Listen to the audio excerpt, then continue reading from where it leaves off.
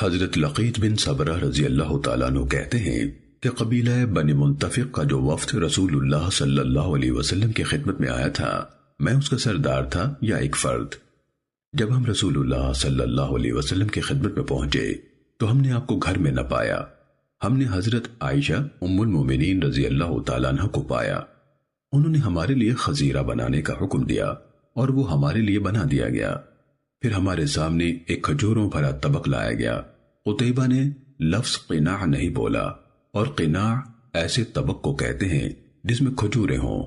پھر رسول اللہ صلی اللہ علیہ وسلم بھی تشریف لے آئے اور دریافت فرمایا، کیا تمہیں کچھ ملا ہے یا تمہارے لیے کچھ کہا گیا ہے؟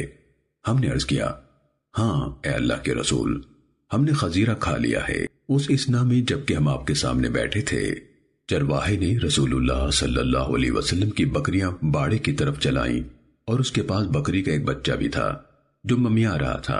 آپ نے پوچھا، ارے کیا جنوایا ہے؟ اس نے کہا، ایک بچہ ہے۔ آپ نے فرمایا، اب ہمارے لیے اس کے بدلے ایک بکری ذبح کر دو۔ پھر ہم سے فرمایا، یہ نہ سمجھنا کہ ہم تمہاری خاطر سے ذبح کر رہے ہیں۔ جناب لقیط کہتے ہیں کہ رسول اللہ صلی اللہ علیہ وسلم نے یہاں لفظ تحسبن سین کے کسرہ یعنی زیر کے ساتھ ادا فرمایا، فتحہ یعنی زبر کے ساتھ نہیں۔ دراصل ہماری 100 بکریاں ہیں، ہم نہیں چاہتے کہ اس سے بڑھ جائیں، تو یہ چرواہا جب بھی کسی بکری کے بچہ جننے کی خبر لاتا ہے تو ہم اس کے بدلے ایک بکری ذبح کر لیتے ہیں۔